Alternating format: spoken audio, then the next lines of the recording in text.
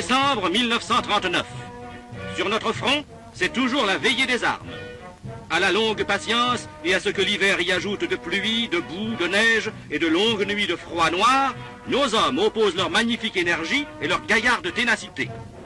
Si l'activité guerrière sur Terre se limite, de part et d'autre, à des explorations du No Man's Land et à quelques échanges d'artillerie, l'action militaire, elle, n'a pas cessé depuis 100 jours de s'intensifier, pioche et hache en main. De la boue du Nord à la neige des Vosges, et sur plusieurs lignes s'épaulant en profondeur, s'est dressé tout un système fortifié dont la puissance dans l'aptitude à la défensive est à la mesure de la volonté et de la puissance de nos hommes dans l'aptitude à l'offensive quand et où il conviendra. Ainsi, à l'organisation matérielle correspond une organisation morale supérieure, plus que jamais nécessaire à cette phase d'une guerre qui tend à user les nerfs, alors que chaque jour peut surgir le fait nouveau qui changera d'un coup la face des choses, fera varier complètement les conditions d'emploi des différentes forces et nécessitera pour le salut cette résolution, cette énergie farouche que la petite et héroïque Finlande, face à la sauvage agression de la complicité germano-soviétique, donne au monde en exemple de ce que peuvent l'intelligence et le courage d'un peuple voulant vivre libre en civilisé.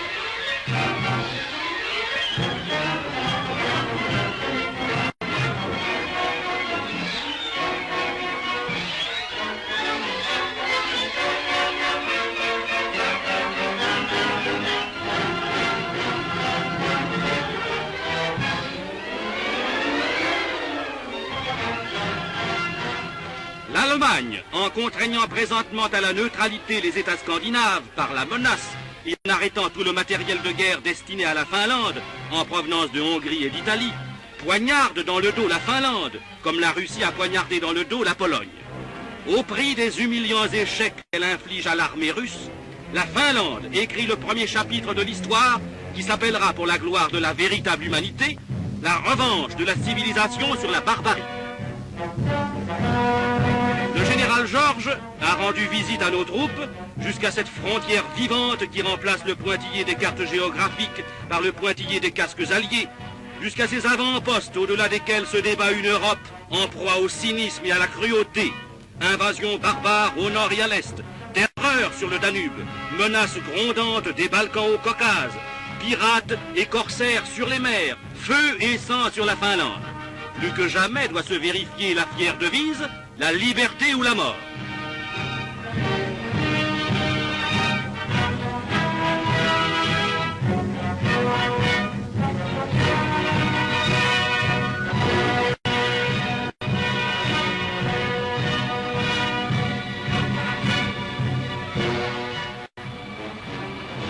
Partout se donne à constater la magnifique condition des troupes britanniques, leur allant, leur haut moral et les excellentes relations qui existent entre elles et leurs camarades français.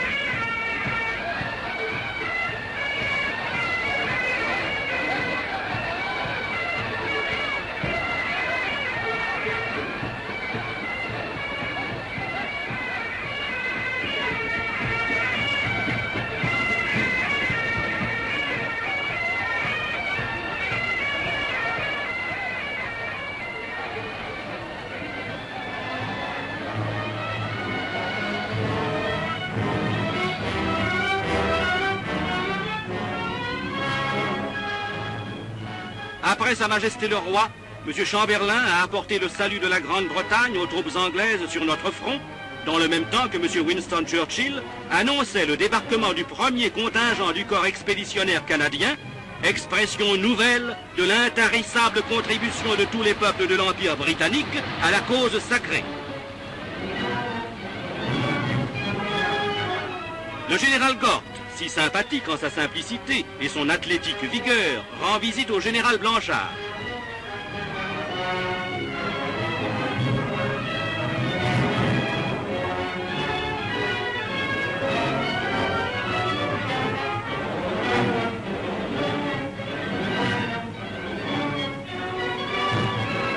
M. Pernaud, ministre français du blocus, accompagnant son collègue britannique. Le blocus s'avère chaque jour plus agissant. Le torpilleur français Sirocco s'est, la semaine passée, assuré une 3e victoire en coulant son 3e sous-marin allemand. Le sous-marin anglais Salmon a expédié par le fond 2 croiseurs et un submersible. Dans le même temps, la marine allemande ne s'est assurée que 2 exploits qui resteront dans les mémoires. Une de ses plus grandes unités, le paquebot Columbus, arraisonné, s'est envoyé par le fond. Son cuirassé, le Graf Spee, n'est sorti pavillon haut du port de Montevideo, où il avait fui, que pour se faire sauter sans combat et son bord déserté. Un de nos torpilleurs procède au dragage des mines.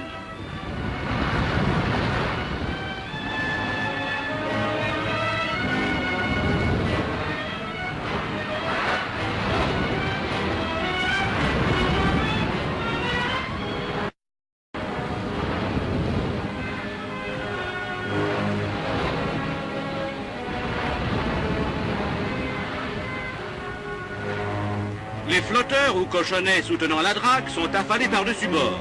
On déroule les longs câbles munis de cisailles qui couperont les crins retenant les mines entre 2 eaux.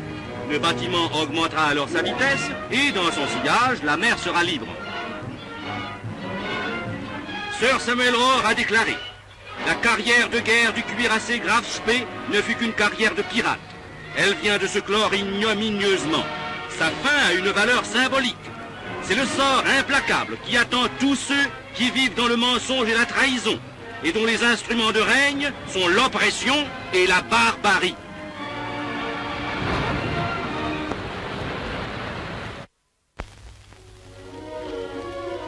L'aviation allemande n'a pas connu plus de gloire sur notre territoire.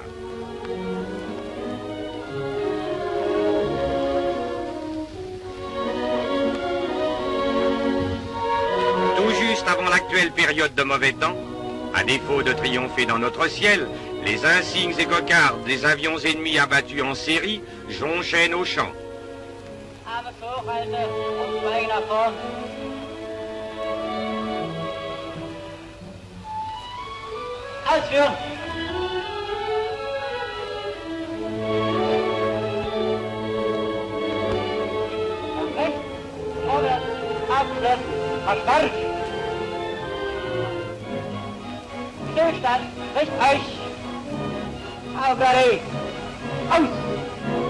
Les ailes blanches brodées en insignes, les aviateurs comptent en grand nombre parmi les prisonniers que nous traitons avec la générosité et la loyauté qui sont de la grande tradition française, en oubliant sciemment, mais tout juste le temps qui convient, l'accablant livre blanc où s'inscrivent les crimes et les atrocités commis dans les camps de concentration allemands. Tout ce qu'ils reçoivent est ouvert devant eux, avant de leur être remis contre reçu détaillé. Les mensonges de la propagande allemande ne réussiront pas à dissuader ces hommes et nombre d'autres que l'on est mieux chez nous qu'en face.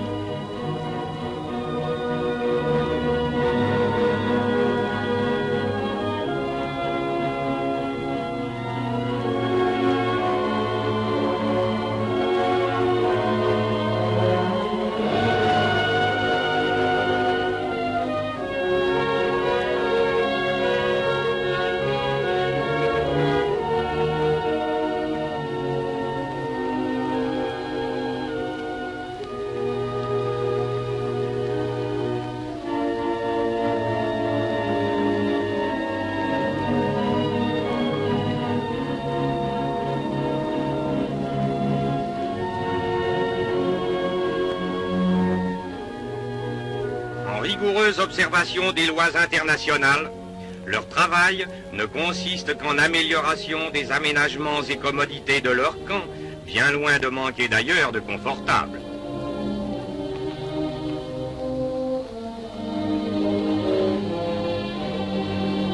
Malades et blessés reçoivent les soins les plus dévoués.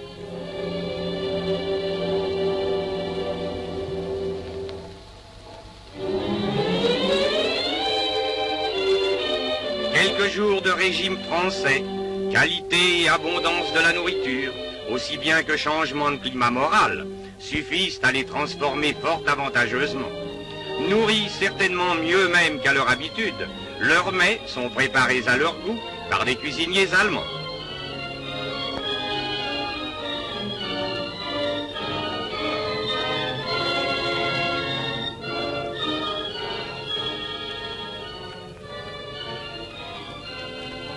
Repos et loisirs leur sont ménagés avec une humanité aussi consciente qu'apparemment oublieuse de cette volonté de domination qui fit du libre consentement, de la volonté de 80 millions d'Allemands, le déchaînement de la barbarie sur le monde.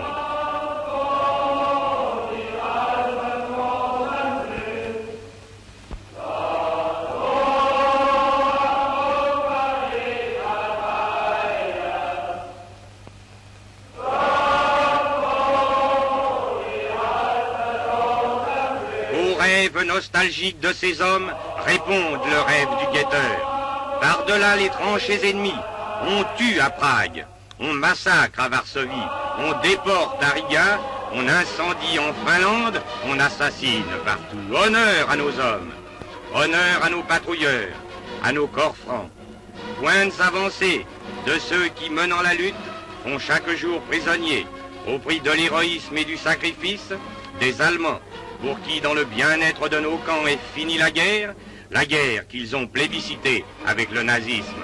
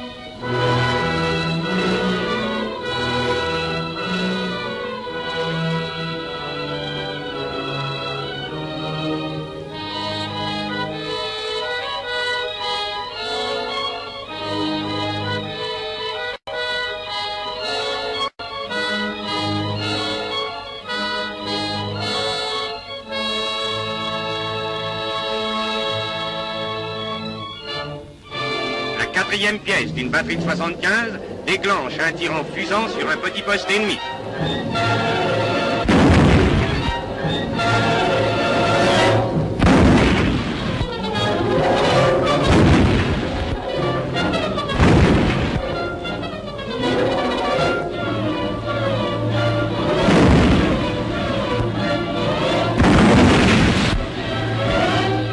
Une batterie allemande ouvre le feu. Les lueurs, émises par les pièces, sont repérées par des postes de guetteurs qui transmettent leurs observations aux centrales de repérage.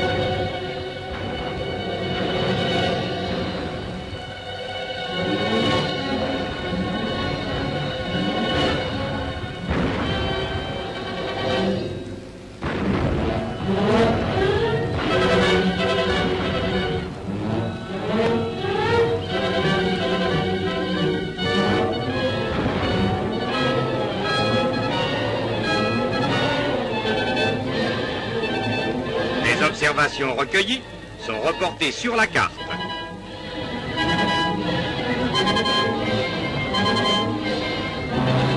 À chaque poste de guetteur correspond un fil numéroté.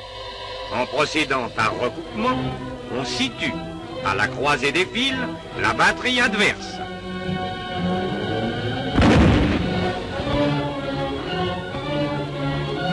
Le tir de représailles va se déclencher aussitôt.